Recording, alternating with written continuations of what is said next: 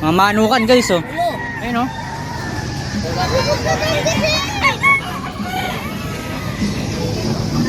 Ito lang yung may maganda rito, eh, no? Ito, no?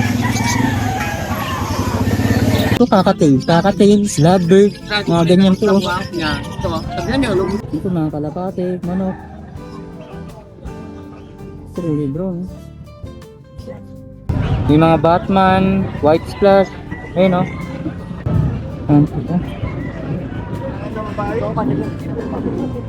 BGC?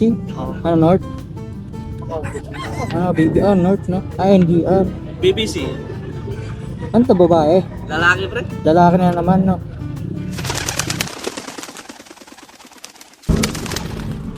So, ito po yung kalsada, ha? Ito yung kalsada papuntang papuntang Petchange. Hindi na ako mag-i-intro.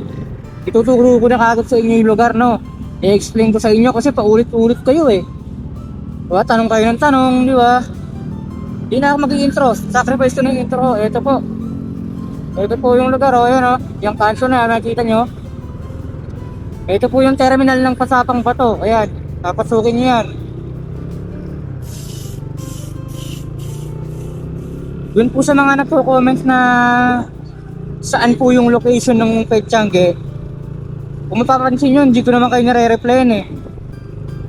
Kasi nga, sinasabi ko na sa vlog nga ni. Sinasabi ko na sa vlog, itatanong nyo pa. O, hindi ko talaga kayo re-replyan, mga dre. JMB Pampang, Angeles City, Pampanga, mga dre.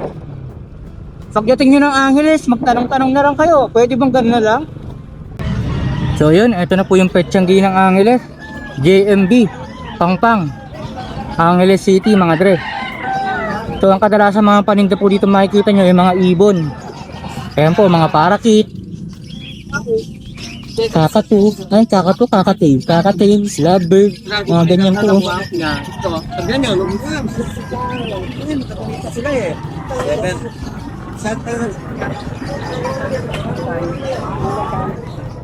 Dito mga kalapate, manok,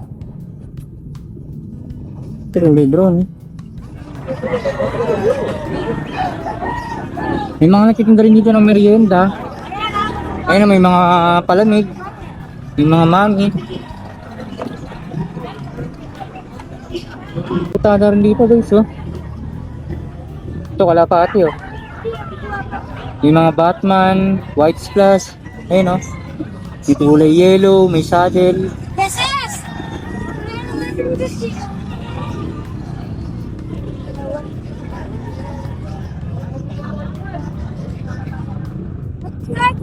Ito naka-clubbering, oh. Yung mga presyo ng mga kalapati rito, mga dre, 100 hanggang 150, mga dre. 100 to 150. Kaso nga lang, wala yung ibang mga nagtitinda. Ito, ito. Oh pare, pwede na pare. Yeah. Meron tayong oriental, no? Vlogger yan, di ba? Oo ba? Binay ko na ako. Ito na yung Pare, may cowboy. Fancy. Cowboy. vlogger yun. Dito pare, 250. Ano siya? Fancy, oh.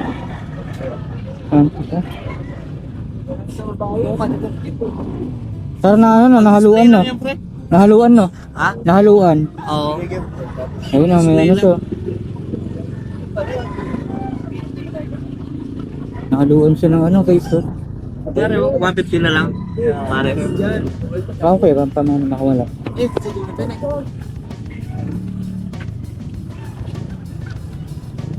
Ito, maganda to, no?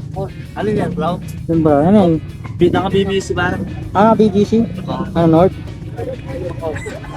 BBR, North, no? NDR. BBC.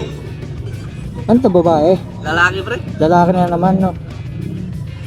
Yung babae, yung Graysel. Sandal lang pre. Pwede sandal yan. Pwede sala lang. Ganito, dilan, no?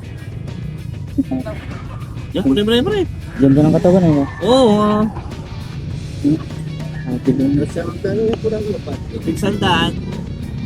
No, kaya? Gano'ng kawas na? Halita mo po. Ayun bro, babae. Sige, balikan natin kuya. Pag may maganda akong naisip o nakita. Wala yata sila no? Walang iba no? Labi, Patrice. At iba kaya na ako, bro, pang rice. Ito yung mga kalapati rito. Baka natin nyo yata eh no?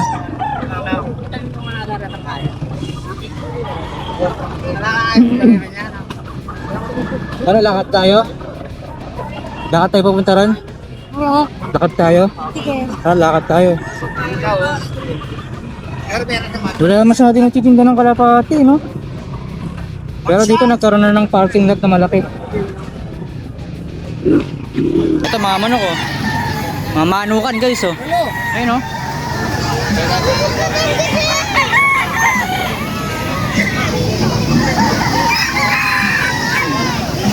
Ito, tingnan natin baka meron dito. Wala din pala eh. Wala.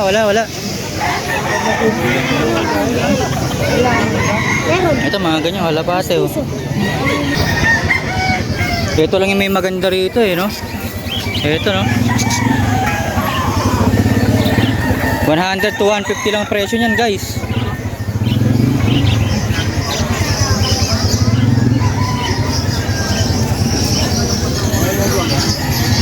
So wala tayong masyado natipuhan dun sa Petchangue mga Dre. At napansin ko rin itong mga nakaraan na nagpupunta ako ng Petchangue palagi akong walang natitipuhan mga Dre. At feeling ko ito yung epekto ng pagpunta ko sa Bioresearch mga Dre. So dahil nakita ko na lahat ng malulupit na kalapate sa Biopigeon, pagdating sa Petchangue hindi na ako masyadong kinikilig sa kung ano man yung malulupit na pwedeng makitang kalapate dun sa sa Petchangue mga Dre. At yun, pero nagkataon din na na puro blue check yung mga paninda ron mga Dre. May mga naman din, may yung isa, may agila din naman, di ba? Pero meron na kasi ako ng agila. So yun, mag-shoutout na lang tayo mga Dre. So ito na naman, nakaharap na naman ako sa aking dashboard. Pero bago tayo mag-shoutout, siguro maganda pagsikapan na lang na makabalik sa Biopigeon every 2 months or every 1 month. Kasi sa totoo lang, ayoko talaga ng Metro Manila. Gusto ko dito lang sa probinsya. Gusto ko probinsya life. And nung naranasan ko na pumunta ng Parañaque mga Dre, sobrang hassle sa Metro Manila. Di bali nang mababa yung pasahod dito sa probinsya, basta payapa, walang traffic. So, yun. Sisikapin pero ewan ko, nawawalan ako ng gana pumunta sa Petchangue. Gusto ko Biopedia na agad mga Dre. Sa mga papalot visit dyan, mag-comment naman kayo para makapag-loft visit naman ako para may content tayo mga Dre. At total ang gagaling nyo naman sa comment. Di tara, turuan nyo ako. Mag-loft visit ako sa inyo. Tapos titignan ko kung malupit yung mga kalapati nyo talaga. Diba? Dahil sa dinami-dami ng mga tinuturo nyo dyan sa comment section, patingin ako ng kalapati nyo ngayon mga tol. Diba? Shoutout na tayo. Michelle Angeles, laging present yan. Ayan. At kay Neben, ayan, shoutout sa inyo. Kay Gerald Tandok, shoutout tol. Kay Mateo Jake Villanueva, shoutout mga pare koy. Matthew Gaygon, yan, shoutout. At kay Luz Biminda Lontayaw, ayan. At kaya eto walang sawang sumusuporta sa atin to, kay JM galing ng Nueva Ecija, taga Nueva Ecija pala si tropa, no? At ayan, si Nathaniel Munoz, shoutout sa inyo mga tol. At ito kay Koy B 4G at si Boswell, mga tol, yung binigyan natin ng kalapating saddle na si Badang, mga Dre. So yun lang mga Dre, maraming salamat sa panonood, sa pagtsatsaga, at yun nga, wala tayong masyado natripan sa Petchangue. Hindi ko sure kung uulitin ko pa yun, pero nangihinayang din ako dahil lahat ng marami kong views ay nanggaling sa mga Petchangue series natin. Kaya, ewan ko, pag nakakita ako ng bluebird tsaka ng blue check ayokong lapitan ayokong ispatan dahil parang allergy ako dahil masyadong normal mga tol. Sige, yun lang.